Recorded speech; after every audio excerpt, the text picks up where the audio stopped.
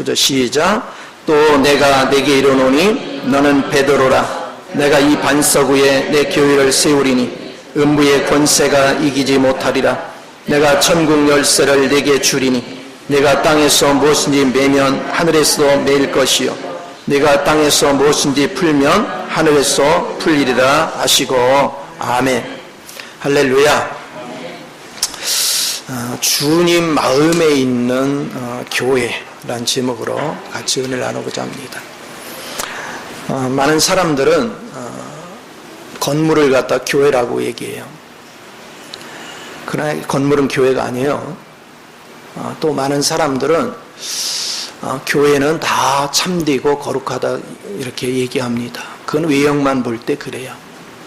또 어떤 사람들은 참된 교회가 있고 거짓된 교회가 있다라고 얘기합니다. 근데 주님 마음에 있는 교회는 우리가 보는 교회하고 달라요. 주님 마음에 있는 교회는 영에 사로잡히고 그리스도의 영에 사로잡혀서 그리스도 영에 의해서 부름받고 그리스도 영의 거룩함에 있고 그런가 하면 그리스도 영 안에서 건축돼 가는 그런 사람들이 교회입니다. 그래서 여러분들이 이 교회의 실제를 만지지 못하면 종교 생활하는 거에 매일같이 사람들이 구원을 받아서 6월절 어린 양을 먹은 다음에 광야 생활을 하면서 부지런히 만나를 먹습니다. 근데 그 만나를 먹는 이유는 뭐예요? 여러분이 육을 소멸시키고 여러분들로 영의 세계에 눈을 뜨게 하려고.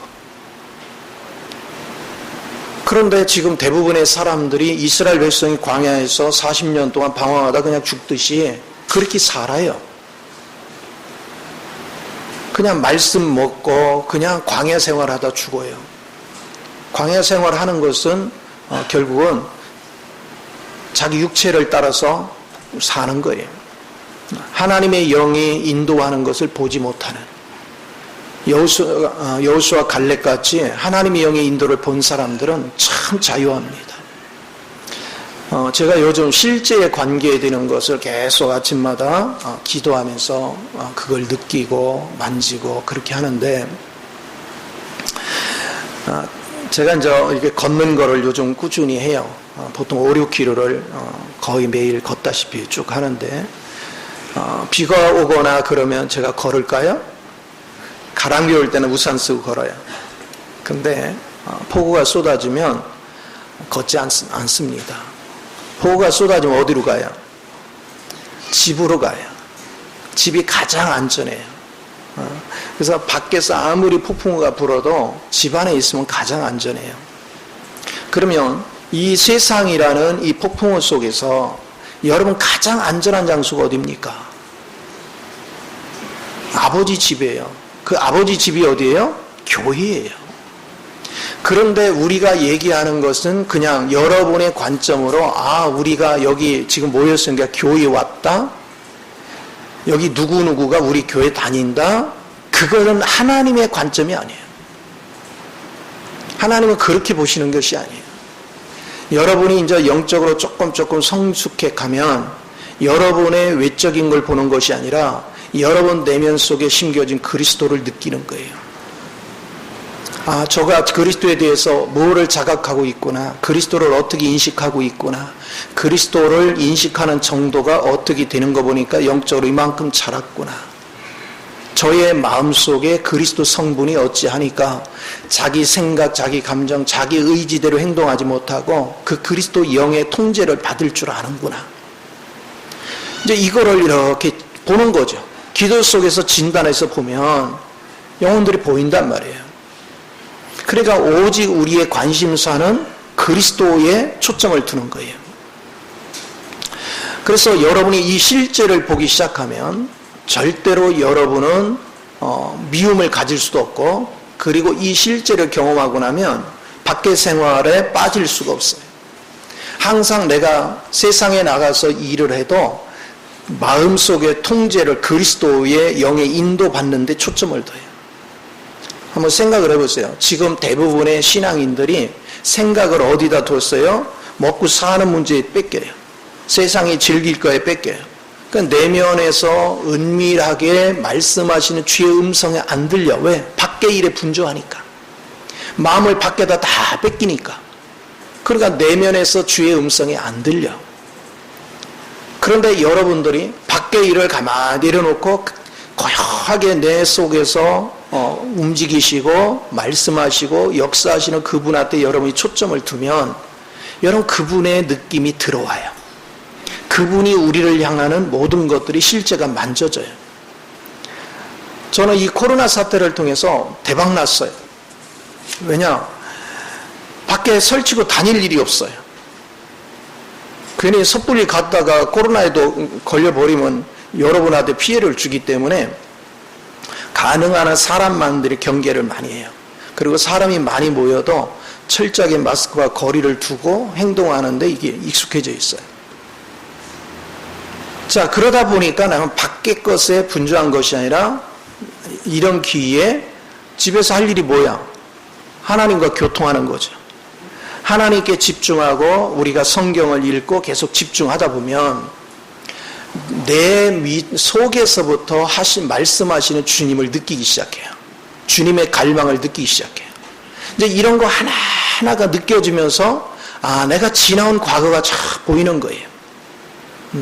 어저께도 딱 보니까 내가 지난 과거를 보니까 하나님이 지금 중심에서 나를 이끌어 가시고 나를 붙잡아 주시고 나를 세워 가시고 다 만들어 가는데 그분 앞에 집중한 게 아니라 내 머리로 내가 뭔가 새로운 세계를 건축하려고 했던 거예요. 그래서 막 물질도 어떻게 해보고 사람도 어떻게 해보고 환경도 어떻게 지배를 해보려고 막 발버둥을 친 거예요. 그때는 몰랐어요. 그게 내가 잘하는 건 줄 알았단 말이에요. 근데 지금 주님의 영 안에서 고요하게 그분을 느끼면 느낄수록 내가 그동안 내가 설레발을 떠느냐고 사서고생을 했구나. 내가 사서고생을 다 했구나. 그래서 영적 눈이 떠지는 게 뭔가 했더니 그분의 움직임이 느껴지는 거예요. 내가 설치지 않아도 그분께서 나를 인도했고 그분께서 나를 다듬어 갔어요. 자, 내적으로는 성령의 기름 부음을 통해서 여러분들에게 하나님의 뜻을 알게 하시고 또 성령의 기름 부음이 내 안에 오면 내 속에서 하나님의 역사를 방해하는 요소가 뭔지 그게 이제 보여요. 그래서 육신이 뭔지 성질이 뭔지 여러분의 자아가 뭔지 여러분의 천연자의 성분이 뭔지가 그냥 느껴져요. 그런데 우리는 아는데 밖에 있는 것에 대한 욕심 때문에 하나님의 영을 따르지 않고 이쪽으로 몰릴 때가 있어. 알아도 우리 그런 때 있잖아요. 하나님이 느낌이 오는데 아까운 생각이 들어. 이거 한 번만 딱 누군가 하면 뭐가 잡힐 것 같아. 내가 타협을 딱 하는 거야. 그렇죠? 하나님 요번만 할게요. 그렇죠? 그거를 지금 몇십 년 때 하고 있어요. 그렇죠? 요번만 할게요를. 그래서 밖에 거를 이렇게 쳐다본단 말이에요.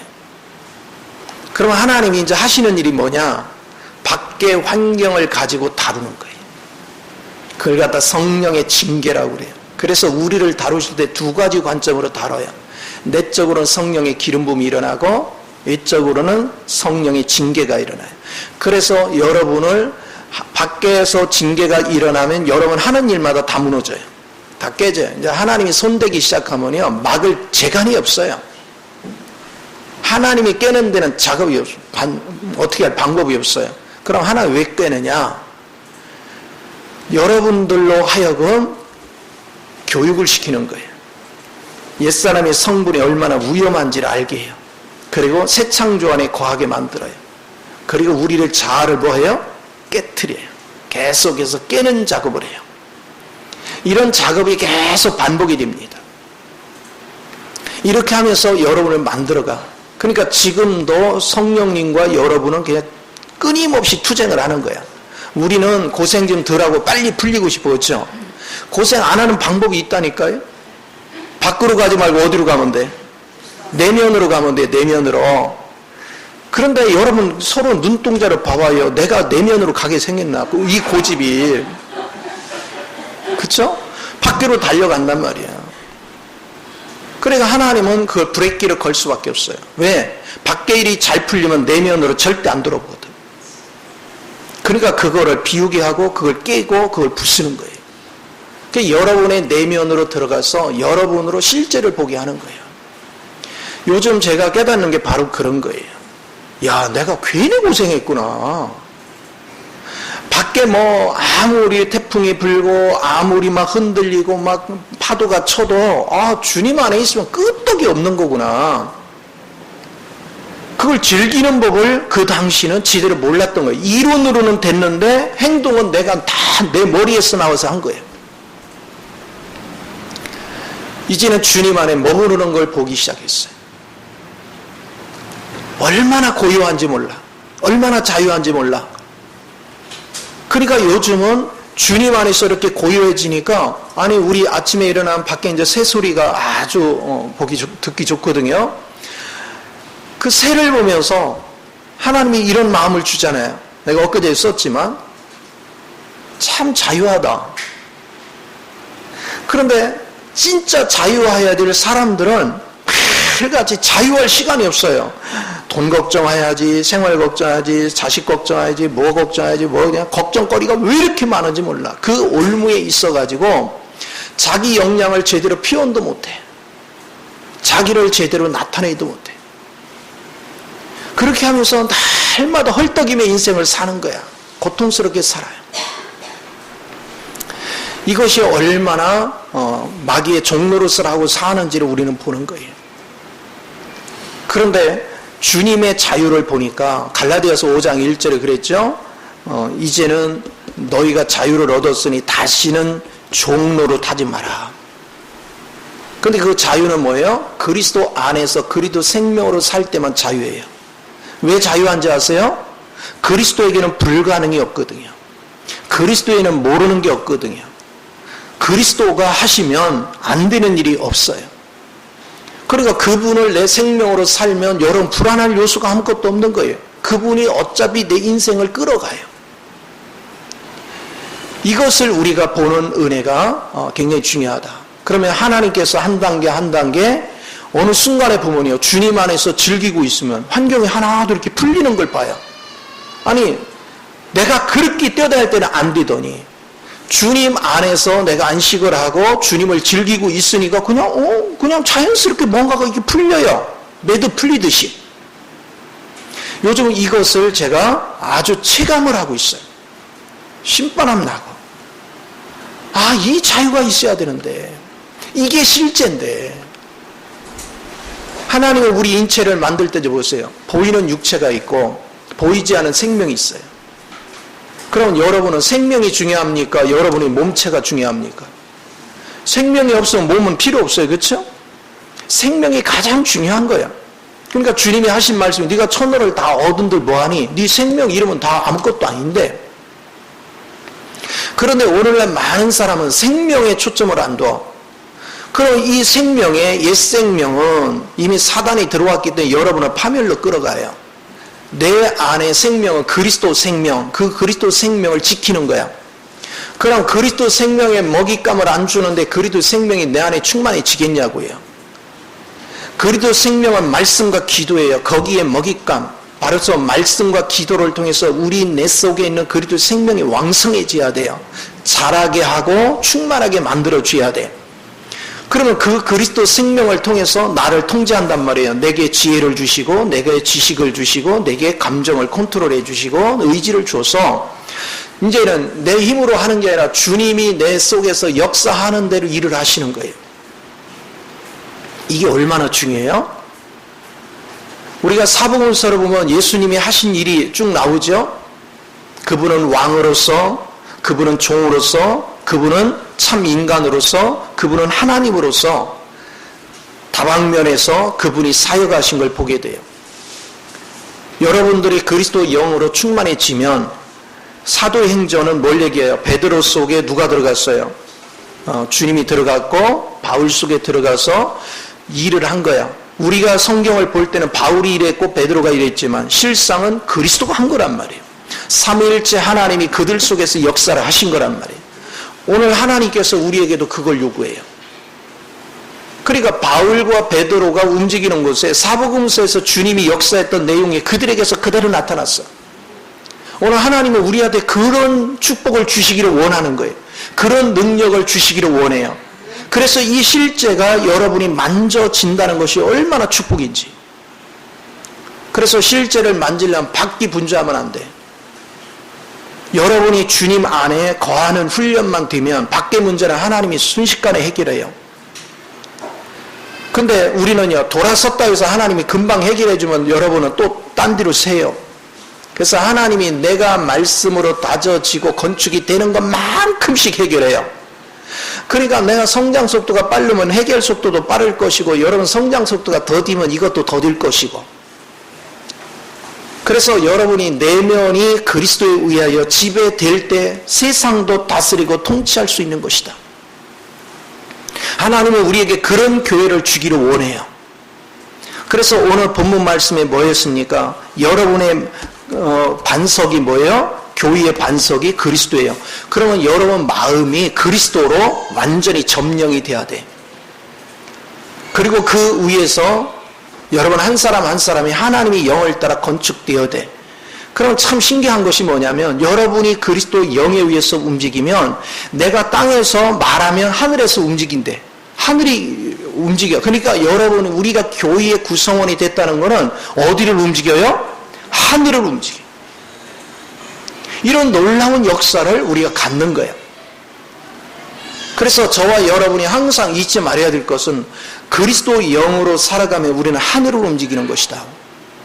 자, 세상에서 길이 없지만 주님은 길이 있습니다.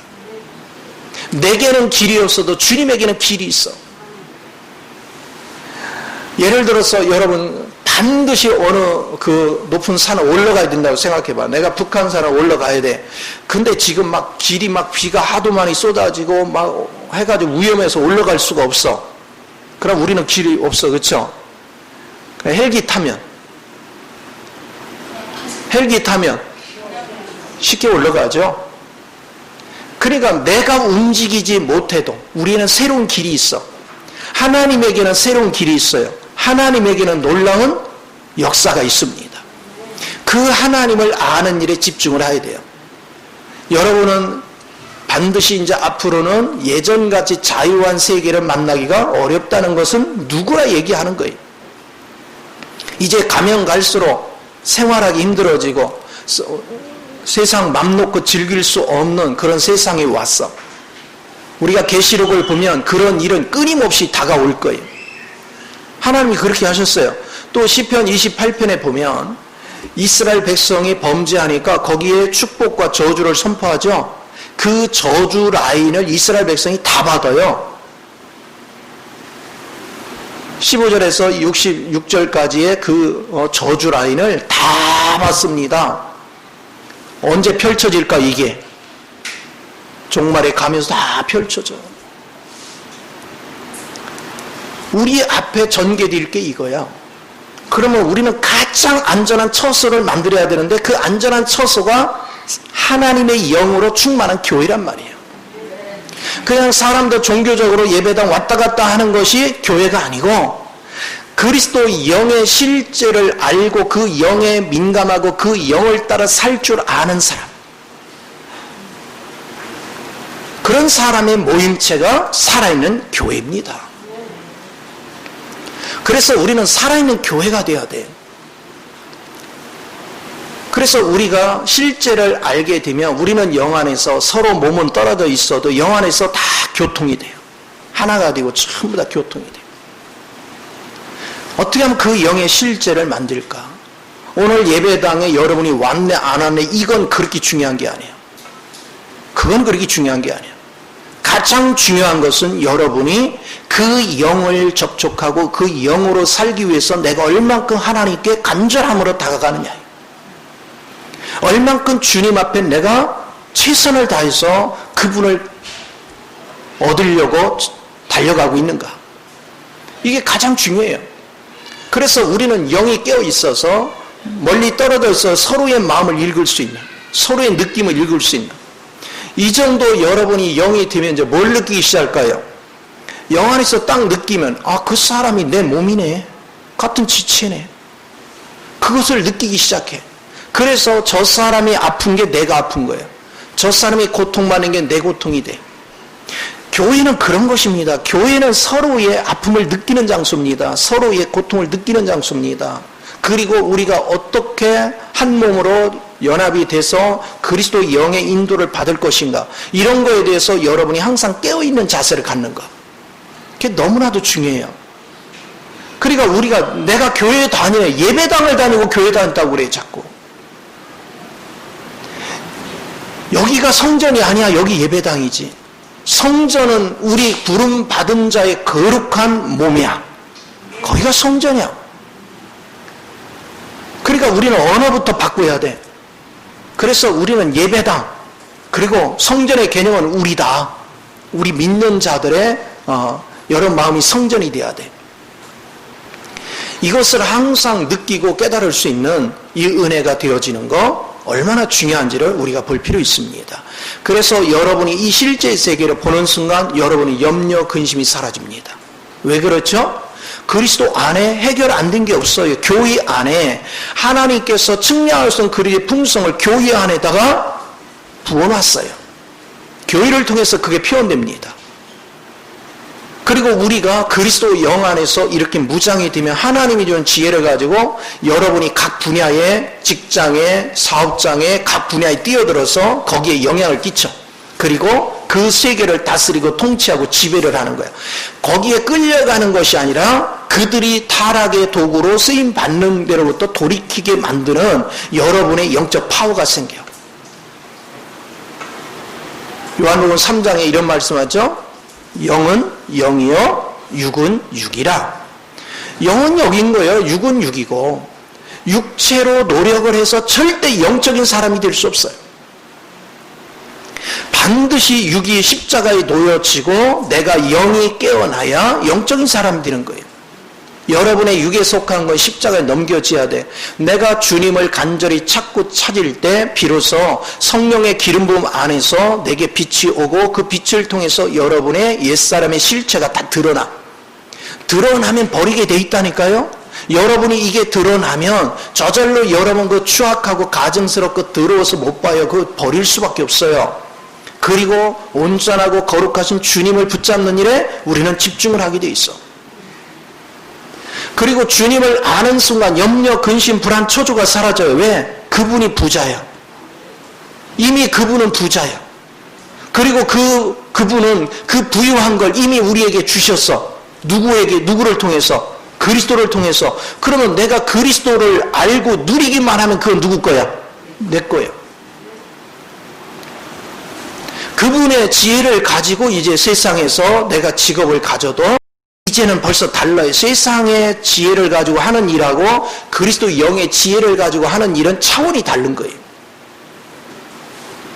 하나님은 이러한 교회가 되기를 원하고 여러분이 전부 다 이런 교회 안에서 날마다 승리하기를 원해요.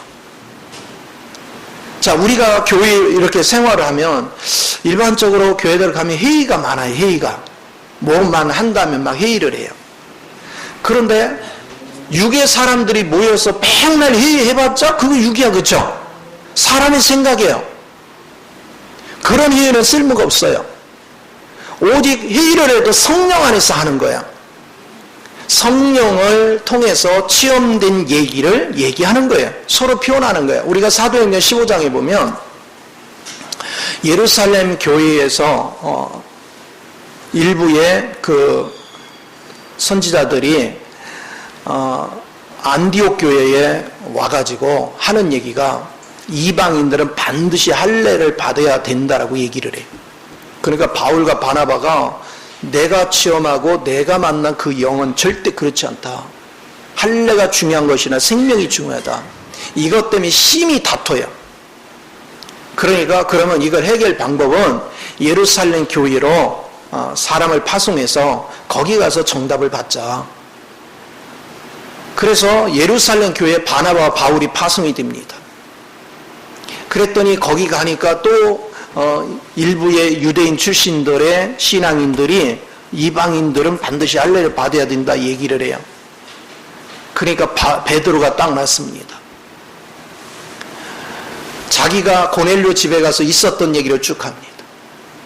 하나님께서 이방인들도 구원하기로 작정했는데 왜 주님이 허락한 것을 너희가 임으로 짐을 줘서 그들을 짐을 무겁게 하느냐. 그러니까 성령을 통해서 하나님을 체험한 얘기를 한 거예요. 그것이 이 사람 저 사람 이제 얘기가 되니까 나중에 그때 그 당시에 책임자였던 야고보가 얘기를 합니다. 여기 시몬 바로 베드로가 얘기한 것 같이 성령 안에서 진행됐다면 우리가 어떻게 제자들한테 짐을 줄 수 있겠느냐. 그러니까 하나님이 하신 일은 오직 성령을 통해서 그렇게 운행하도록 맡기자. 단 거룩한 삶을 살 수 있도록 목매 죽은 음식이나 이런 거는 못 먹게 하자. 그래서 다시 그들을 보내면서 여기에 회의 결과를 알려주는 사람을 다시 파송을 해요. 그래서 그들에게 알려주는 걸 보게 됩니다.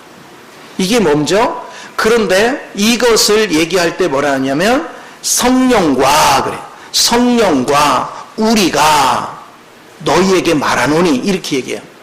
그 얘기는 뭐냐면 우리끼리 회의를 한 것이 아니고 성령님이 우리에게 지시한 것을 따라서 우리가 이런 결론을 냈다.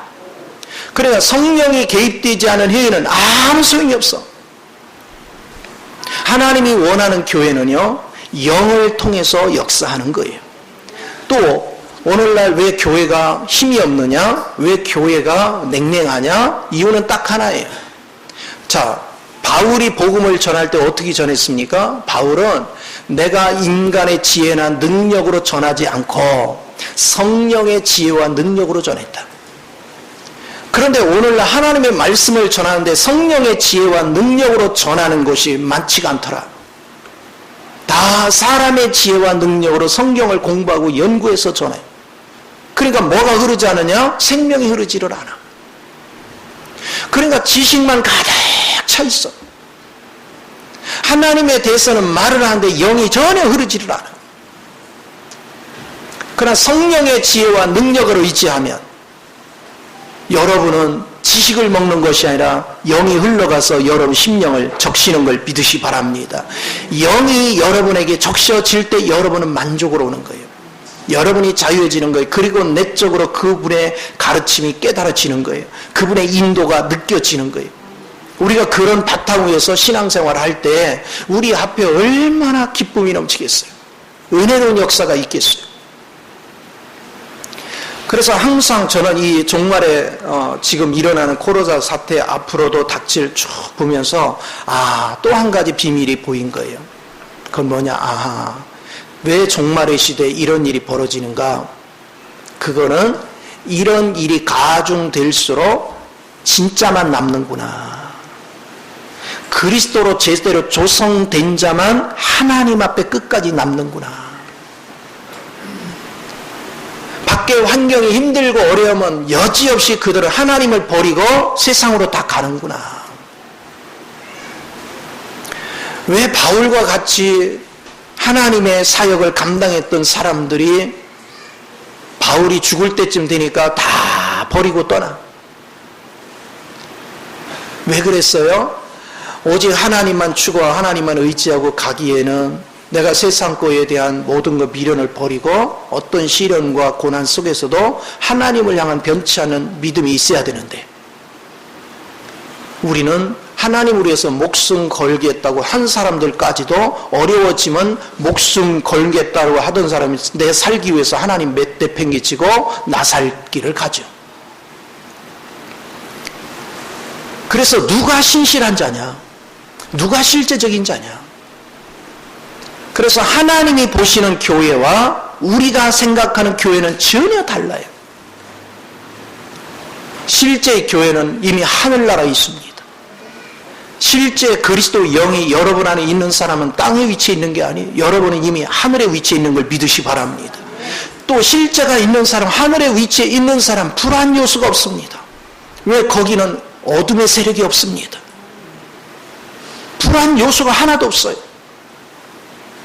그리고 그리스도 영 안에서 사는 사람은 세상의 모든 어둠의 세력을 제압하는 모든 능력이 우리 안에 이미 주어졌습니다. 우리가 누가복음 10장에도 보면 70명의 제자들을 보낼 때 뭐를 같이 보내요? 귀신을 쫓고 모든 병을 고칠 수 있는 능력을 주어서 보내죠. 오늘 그 능력이 누구 안에 있어요? 그리스도 안에 있고, 그리스도를 여러분 생명으로 가지면 이미 여러분은 그 능력 가진 거예요. 근데 그리스도와 연합이 안 되니까 우리가 능력을 발휘할 수 있나? 그리스도 아니면 우리는 아무 능력도 없어요. 제가 오늘 말씀을 증거하는데 그리스도 영이 나를 간섭하고 나를 사로잡았지 않았다면 이 말씀은 죽은 말씀이에요. 그냥 문자예요. 아무 쓸모없는 거예요. 내게서 그리스도의 생명이 함께 역사했다면 이 말씀이 살아있는 거예요. 이 말씀이 실제가 되는 거예요. 오늘 교회가 살고 죽는 것은 그 사람이 지혜나 총명이 똘똘해서 막 성경을 잘 풀어내는 게 아닙니다. 그가 성령에 사로잡혀 있느냐, 성령이 그를 사용하고 있느냐, 성령에 이끌려서 그가 행하고 있느냐, 그거를 하나님 주목하는 거예요. 교회는 그리스도 성분이 아닌 건 교회가 아닙니다. 그러면 그리스도 성분이 내 안에 짜여졌으면 우리는 그리스도 영이 머리에서 작동을 하면 우리도 똑같이 그리스도 영을 따라서 작동하는 거죠. 그래서 우리가 일사불란하게 모든 사람들이 머리 대신 그리스도의 영을 따라서 자기에게 준 기능을 발휘해 나간다면 거기에 상상을 초월하는 초월적인 능력들이 또 풍요로움이 측량할 수 없는 그리스도의 풍성함이 나타나게 되는 걸 믿으시 바랍니다. 우리는 그런 교회를 위해서 기도해야 돼요. 그래서 교회는 숫자가 많고 적음에 있는 것이 아닙니다. 실제로 주의 음성에 붙잡혀 있느냐, 그가 영의 사람이냐, 그가 성령의 지혜와 능력을 따라 행하는 자이냐, 하나님의 관심은 거기에 있어요. 그래서 그 영을 따라 우리가 움직여 갈 때 하나님은 놀라운 역사를 누리게 되는 걸 믿으시 바랍니다. 자, 그런데 참 신기한 게요, 내가 이렇게 영 안에서 주님의 영을 따라 실제를 만진 사람은 이렇게 첫 사람을 보잖아요. 아, 저 사람이 실제를 아직 모르네. 저 사람이 영의 사람이구나. 저 사람은 의문의 교리만 가지고 있구나. 그걸 내가 알려서 아는 게 아니라 그냥 느껴져. 그냥 알아주고 느껴져. 육의 사람은 영의 사람을 절대 몰라봐요. 육의 사람은 이게 분별이 안 돼요. 그러나 영의 사람은 그게 느껴져요. 여러분이 한 번도 안 만난 사람, 처음 만났는데 어떤 사람 딱 보면 이 사람이 영의 사람이네? 그냥 알아져. 느껴져. 우리가 이렇게 찬양도 하지만 찬양을 하는데 사람들은 찬양을 잘하려고 그래요. 노래를 잘 부르려고 그래요. 막 외적으로. 근데 그런 사람에게서는 냉랭해요. 찬양을 느끼지를 못해요. 근데 어떤 사람은 그렇게 잘 부르는 것도 아니에요. 뭔가 때로는 박자도 틀릴 때도 있어요. 근데 흥얼흥얼 하는데도 그 안에서 생명이 흘러나오는 걸 느껴요. 아, 이 사람이 영의 사람이구나. 우리가 사람 가운데서도 이렇게 겪어보면 어떤 사람이 육신이 있으니까 밖으로 인해서 질병이라든가 물질이라든가 환경 때문에 힘들어해요. 힘들어하면 대부분의 사람들은 영에 느껴지지 않잖아요. 근데 어떤 사람은 딱 이렇게 하면 힘들어하면서도 저 사람을 딱 보면 이 사람이 영의 사람이네 느껴져요. 그 왜 그러냐? 한편에서는 그가 영적으로 계속 주님만을 찾고 주님만을 갈망하는데 아직 우리 육체가 약해서 여기에 자꾸 반응을 하는 거야. 그러나 이 사람 여기에 휩쓸려 가지는 않아. 고통은 느끼고 막 힘들어는 하지만 계속 주님을 향해서 가. 이 사람이 진짜라는 거예요. 근데 어떤 사람들은 난 다 죽었어. 그래서 나는 정말 이제 주님밖에 몰라. 그래서 다른 거 관심도 없어. 그래서 아싸 그러는데 전혀 그 사람이 그 말을 하면 할수록 냉랭해져 내 속에. 왜 그래요? 그 사람이 자아가 춤을 춰. 영의 실제가 없어. 그러니까 여러분의 영의 실제는 이렇게 모순이 있는 것입니다. 한편에서는 영을 사모하고 주님 앞에 신실하게 가고자 하는 마음이 간절하고, 한편에서는 육체가 있기 때문에 고통이 있습니다. 그걸 느낍니다. 이 두 마음이 계속 싸우지만 결론은 육체를 따라가지 않고 영을 따라간다는 거예요. 그래서 우리가 교회 안에서 영적인 실제를 여러분이 누리는 이 훈련이야말로 가장 중요한 것이다. 그러니까 내가 예배당 뜰을 얼마나 밟고 다녔느냐, 내가 성경을 얼마나 읽었느냐, 성경에 대해서 얼마나 이해를 하냐, 이것보다 더 중요한 것은 내가 진짜 영의 실제를 만지고 있는가, 내가 그 영의 실제 속에 거하고 있는가, 그것을 우리가 봐야 돼요. 자, 이렇게 생각해 보세요. 가나안 땅을 생각해 보세요. 광야에서 훈련이 끝나고 나서 이제 가나안 땅에 들어갔어요. 자, 가나안 땅에 들어갔는데 거기 갔더니 막 7 족속이 있어, 그렇죠? 오늘날 여러분은 그리스도 안으로 들어가서 그게 가나안 땅이야. 자, 그리스도 안에 들어가서 그리스도 안에 있는 모든 것을 누리려고 보니까 누가 방해해? 그 7 족속이 어디 있어? 여러분 안에 7 족속이 있어. 거기에 육신이라는 거, 자아라는 거, 성질머리, 뭐 타고난 성분, 그냥 혼의 생명들 막 가득 차 있어. 그거를 들추어내야, 그거를 버려야 비로소 여러분은 하나님의 나라를 점령하는 거예요. 그렇게 돼야 온전히 하나님의 통치가 이루어지는 거예요. 그러니까 한편에서는 우리는 그리스도 안에 들어가서 그분의 생명 안에서 그분의 계시를 통해서 보았고, 이제는 나는 이 모든 것 속에 내가 누리고 하려면 이걸 방해하는 내 속에 있는 옛사람의 성분들을 처리해야 된다. 그래서 내가 성령의 다스림을 통해서 이거를 반드시 처리해야 되겠다.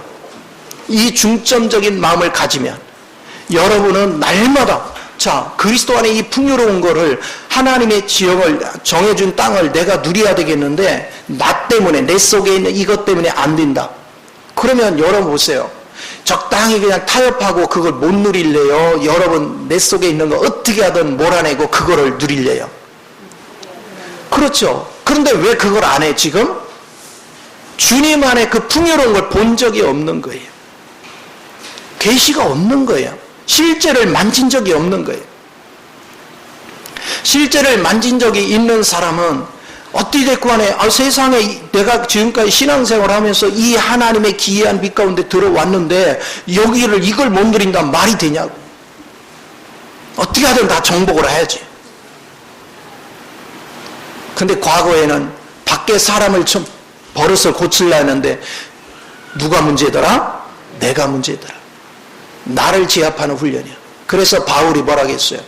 나는 오직 예수 그리스도의 십자가와 예수 그리스도 외에는 자랑하지 않겠다. 그거 외에는 알려고 하지 않았다. 그래서 여러분의 실체를 발견하고 여러분이 그리스도 영으로 자꾸 충만해지면 여러분은 세상을 다스리고 통치할 수 있는 능력을 갖게 되니까 생활 형편이 자꾸 좋아지는 거예요. 환경이 좋아져. 그런가 하면 하나님은 이렇게 합니다. 여러분을 이제 고난을 통해서 주님께로 싹 돌려놓잖아요. 그 다음에는 또 한 가지 테스트가 있어. 그 테스트가 뭐냐? 이번에는 부유를 한번 줘봐. 일하는 것마다 잘 풀리는 거야. 풀려줘봐. 어제까지는 막 밖에 고난을 통해서 주님 찾게 만들더니 이번에는 막 환경이 막 열려서 막 곧잡이 돈이 와. 그러니까 슬슬 하나님께서 싹 빠져서 물질을 쫓아가. 요게 시험이야. 그러니까 하나님은 시험을 하되 두 방면으로 해. 하나는 없게 만들어서 우리를 다루고 하나는 풍족하게 만들어서 다루는 거예요. 그러면 여러분이 물질이 많이 줬더니 거기에 빠지고 주님에게서 느슨해져. 신명기 8장 18절에 뭐라고 했어요? 재물 얻는 능을 내가 주었다. 그러면 네가 재물이 많이 모일수록 그 능력을 주신 분을 더 주목해야 되는데 능력을 주신 분은 잊어버리고 그걸 쫓아가. 그러니까 주님이 뭐라 했어? 너는 반드시 그런 멸망한다. 우리는 주님 나라 갈 때까지 잊어서는 안 되는 게 있어. 밖에 것이 많고 적은 건 중요한 게 아니야. 오직 그리스도가 나를 인도하느냐, 그리스도가 내 생활을 지배하느냐, 그리스도가 나의 길을 이끌어 가느냐, 그러면 많아도 그건 뭐 시큰둥 하는 거예요. 그 표정 관리가 내가 좋아야 된다고 그랬죠. 막 밖에 많은 막 호들갑을 있는 대로 떨어. 채봐라 채봐라, 나보다 더 좋아하네. 또 세상에 좀 어려우니까 막 땅이 꺼져. 그리고서 하나님이 맡긴 일 내팽개치고, 하나님 나 지금 먹고 살기 힘들어, 안 돼, 못해. 그럼 그 사람을 어떻게 믿어요? 그런데 주님을 진심으로 사랑하는 사람은 어떤 고난이 오도 하나님이 내게 맡긴 일, 그리고 나는 주님과 동역하면서 내가 죽는 한이 있어도 주의 사역에는 내가 동행하리라.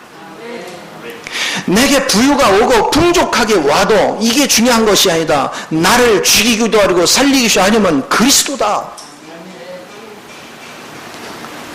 마태복음 10장에서 이런 말씀을 하죠. 제자들을 보내면서 뭐라 했어요? 내가 너희를 보내는 것이 이리 가운데 보내는 것 같다. 너희는 양인데 내가 너희를 이리 가운데 보내는 것 같다. 틀림없이 누군가가 너를 죽음에 넘길 거야. 재판에 넘길 거야. 그때 넌 두려워하지 마. 그리고 나를 의지해. 그러면 성령님이 네게 할 말을 줄 거야. 재판할 때도 네게 할 말을 줄 거야. 그리고 항상 잊어버리지 마라. 내가 너의 머리털까지도 세고 있다. 너의 중심을 내가 이미 알고 있다. 내가 너를 어떻게 보호해야 될지도 알고 있다. 그 말씀을 하셨어. 그리고는 네 중심에 항상 생각해야 될 것은, 너를 핍박을 하고 너를 폭행을 하고 너를 해가지고 너의 육체를 죽이는 자를 두려워하지 말고 네 영혼을 천국과 지옥으로 보낼 수 있는 분을 주목해라. 하나님만이 우리를 불구덩이에 집어넣을 수도 있고 우리를 잔치상에 보낼 수도 있어. 우리는 어떤 신앙을 가지고 있는가? 그래서 교회라는 것은, 여러분이 실제를 본 사람들은 땅에 미련을 두는 것이 아닙니다. 어떻게 하면 그리스도와 연합될까? 그리고 우주적으로 그리스도의 통치 안에서 주님과 더불어서 세상을 다스리고 통치하는 인생을 살 것인가? 제가 요즘 요한계시록을 가르치면서 계속해서 21, 22장은 계속 반복해서 묵상하고 읽어요. 왜? 우리의 최종 목적지거든요. 그게 새겨져야 되거든. 내가 그걸 반복해서 읽으면 읽을수록 뭘 느끼느냐면, 내 속에서 그거를 이루지 못하도록 방해하는 요소가 뭔지가 자꾸 느껴져. 그러니까 기도거리가 생기는 거예요. 하나님, 내가 이 부분에 약해가지고 이 부분에 자꾸 미끄러지고 이 부분에 넘어지고, 이거 한두 번도 아니고 몇 번씩이나 넘어지고 나서 다시는 거기 안 빠지리라 정신 바짝 차리는데 또 빠지고 또 빠지고 또 빠지고 합니다. 내 결심은 아무 소용없는 걸 봤습니다. 어차피 주님이 잡아주셔야 됩니다. 주님의 은혜가 아니면 내 결단은 절대로 지킬 수 없음을 봅니다.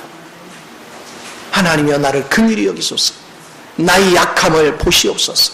그래서 그때 나는 주님 앞에 기도가 전부 다 내 약한 걸 자랑하는 거야. 바울이 내 약함을 자랑한다 하더니, 아, 이런 거구나. 내 약함을 다른 사람한테 자랑하는 게 아니라 누구한테 자랑해? 주님 앞에서 자랑하는 거예요. 하나님, 내가 할 수 있는 게 아무것도 없네요.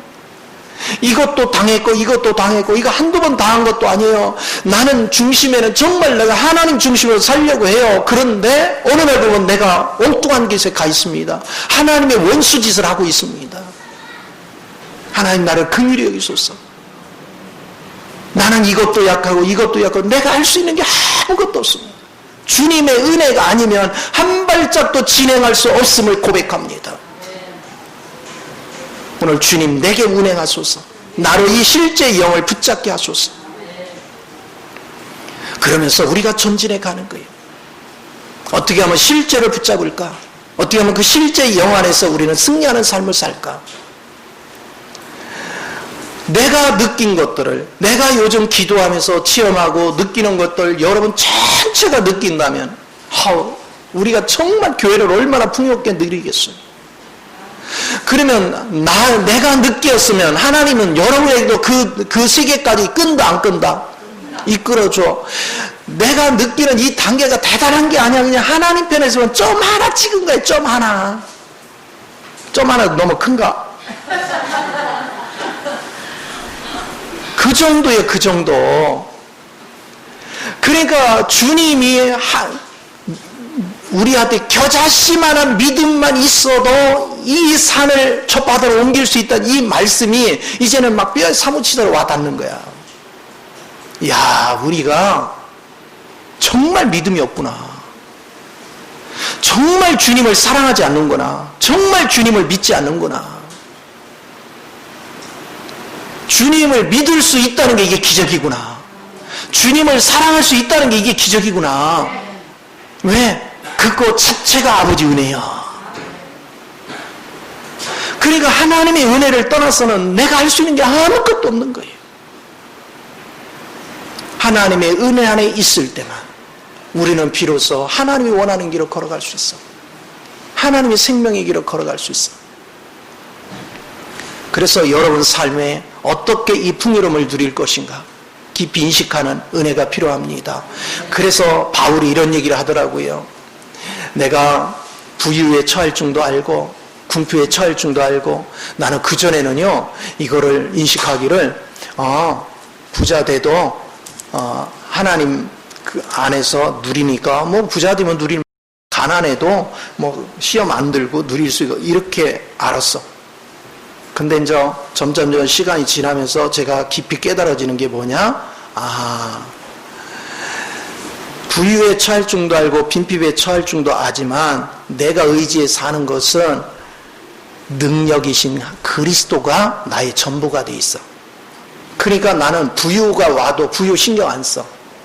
나는 빈핍이 와도 그거 신경 안 써. 내가 의지하고 믿을 분은 그리스도밖에 없어. 그래서 능력 주신 자 안에서 할 수 있다? 그 의미는 그분만이 내게 능력이 되시고 내게 생명이 돼요. 내게서 나오는 건 전부 다 쓸모가 없어. 성령을 통하지 않은 모든 것들은 쓰레기에 불과해요. 그걸 느끼는 거예요. 그러니까 이런 모든 과정 하나하나가 실제를 만들어서 여러분 삶을 풍요롭게 바꿉니다. 여러분이 실제 안에 있는 사람은 밖의 사람들을 비판하지 않습니다. 밖에 있는 문제로 낙심하거나 좌절하지 않습니다. 여러분의 육체를 즐겁게 하려고 애쓰지 않습니다. 왜? 이미 그리스도의 실제를 경험한 사람은 그분의 모든 부유와 능력과 권위가 내 거가 돼 있거든요. 그 사람은 안식에 있고 그 사람은 평안을 즐기고 그 사람은 자유합니다. 그 사람은 기쁨이 넘치는 것입니다. 그래서 여유만만해요. 그리고 그분을 즐기고 있으면 내가 마음속으로 하나님 저거 하려면 뭐가 필요하겠네요? 그러면 주님 뭐 한다 했어? 네가 땅에서 매면 하늘에서 매이고 땅에서 풀면 하늘에서 풀려. 그렇죠? 근데 그거를 매 목청해서 할 필요도 없어. 하나님 저 영혼이 저거에 묶여가지고 하나님을 찾지 못하고 있습니다. 아버지께서 저 영혼의 모든 결박을 제하여소서. 그냥 마음으로 기도해도 역사가 일어나는 거예요. 그래서 의인의 간구는 역사님이 크다 의미는 바로 영의 실제를 만진 자가 의인이란 말이에요. 우리가 그런 실제를 여러분이 가질 때 그냥 여러분 마음속에 하나님 주는 느낌으로 내가 그냥 반응만 해도 하늘이 움직이고 역사를 이루더라. 그런 실제적인 것들을 우리가 운행해 갈 수 있는 그런 세계를 만드는 것이다. 저는 이 코로나 세대를 겪으면서 요즘 그런 것을 계속 주님과 교제를 하는데 어차피 이제는 대면 중심의 그 성도들을 양육하는 데는 한계가 있겠구나. 그러면 영의 교제를 할 수 있는 공간을 만들어야 되겠구나. 영의 실제를 접촉하면서 그걸 서로 토론하고 그 안에서 같이 자라가는 장을 만들어야 되겠구나. 그런 생각을 요즘 계속합니다.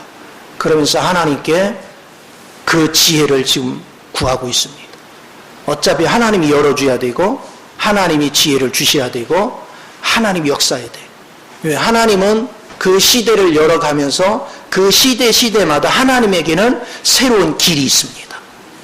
우리 육의 생각으로는 이 시대에는 도저히 이제 기존에 가졌던 그 교회 스타일은 절대 불가능하다는 것을 우리가 보게 돼요. 그렇다면 하나님은 이 시대에도 영혼 한 명이라도 구원하기를 원하고 돌이키기를 원하는데, 그러면 주님이 길을 열어주시는 대로 우리가 거기에 순종해야 된다. 그래서 이제 교회라는 패러다임이 완전히 새로운 스타일로 변화가 일어나요. 이거를 놓고 계속 기도하고 있습니다. 오늘 저와 여러분이 교회의 실제가 뭔지를 깊이 인식하고 모두가 이 실제를 만지기 위해서 하나님께 엎드릴 줄 아는 은혜가 있기를 예수 이름으로 축원을 드립니다. 기도하겠습니다.